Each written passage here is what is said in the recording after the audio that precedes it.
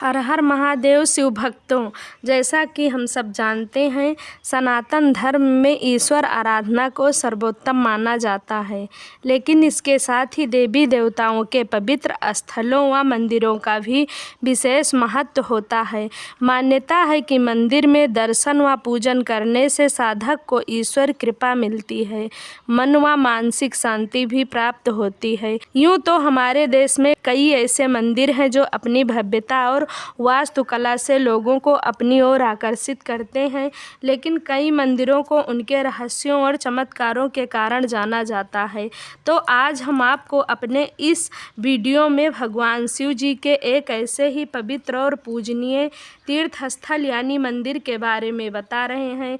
यहाँ भगवान भोलेनाथ माता पार्वती संग विराजमान हैं, जिन्हें ओंकारेश्वर मंदिर के नाम से जाना जाता है। तो आइए हम जानते हैं कि ओंकारेश्वर ज्योतिर्लिंग की क्या कथा है। ओंकारेश्वर ज्योतिर्लिंग से जुड़ी कुछ जानकारियां हैं। देश भर में भगवान शिव के 12 ज्योतिर्लिंग हैं जो दुनिया भर में प्रसिद्ध हैं। इनमें से 2 ज्योतिर्लिंग मध्य प्रदेश और उज्जैन में स्थित हैं, जिनकी अपनी अपनी मान्यता है। यहाँ पर भक्त भगवान के दर्शन पूजन के लिए बड़ी दूर दूर से आते हैं। ये ज्योतिर्लिंग भक्तों के आस्था के मुख्य केंद्र हैं। यह खंडवा जिला में नर्मदा नदी के किनारे स्थित है। आइए जानते हैं श्री ओंकारेश्वर ज्योतिर्लिंग की क्या कथा है। ओंकारेश्वर ज्योतिर्लिंग मध्य प्रदेश के प्रसिद्ध शहर इंदौर के समीप स्थित है। यह शिव जी का चौथा प्रमुख ज्योतिर्लिंग कहलाता है। ओंकारेश्वर में ज्योतिर्लिंग के 2 रूपों ओंकारेश्वर और ममलेश्वर की पूजा की जाती है। ओंकारेश्वर ज्योतिर्लिंग को शिव महापुराण में परमेश्वर लिंग भी कहा जाता है।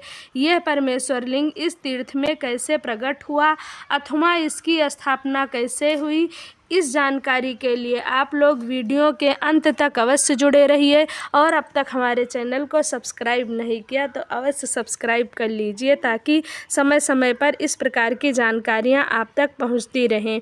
आइए जानते हैं ओंकारेश्वर ज्योतिर्लिंग की क्या कथा है। शिव पुराण में वर्णित कथा है कि एक बार मुनि श्रेष्ठ नारद ऋषि घूमते हुए गिरिराज विंध्य पर पहुँच गए।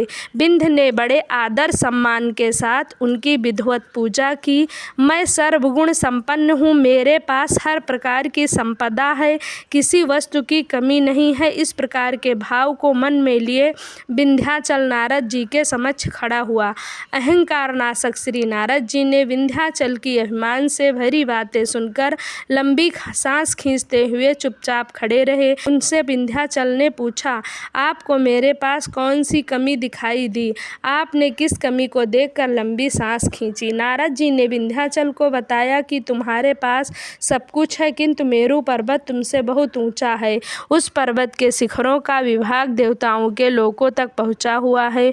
मुझे लगता है तुम्हारे शिखर के भाग वहां तक कभी नहीं पहुंच पाएंगे। इस प्रकार कहकर नारद जी वहां से चले गए। उनकी बात सुनकर विंध्याचल को बहुत पछतावा हुआ। वह दुखी होकर मन ही मन शोक करने लगा। उसने निश्चय किया अब वह विश्वनाथ भगवान सदाशिव की आराधना और तपस्या करेगा।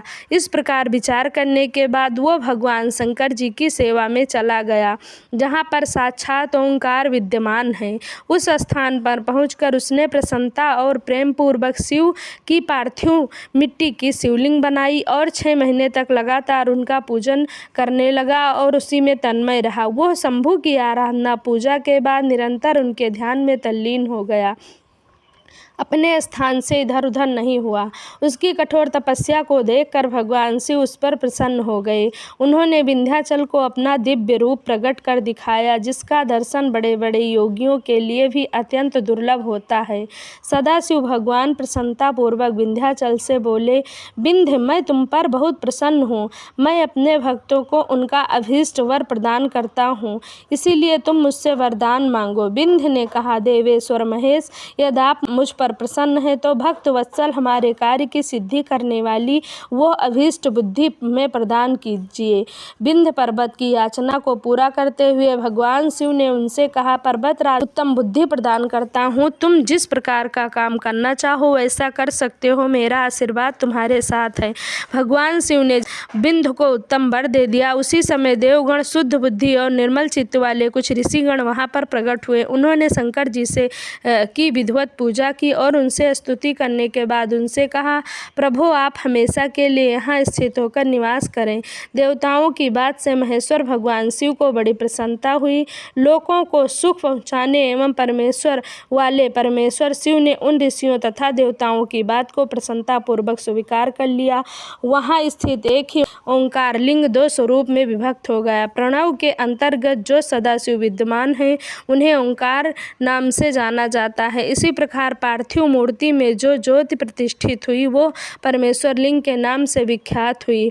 परमेश्वर लिंग को ही ममलेश्वर भी कहा जाता है।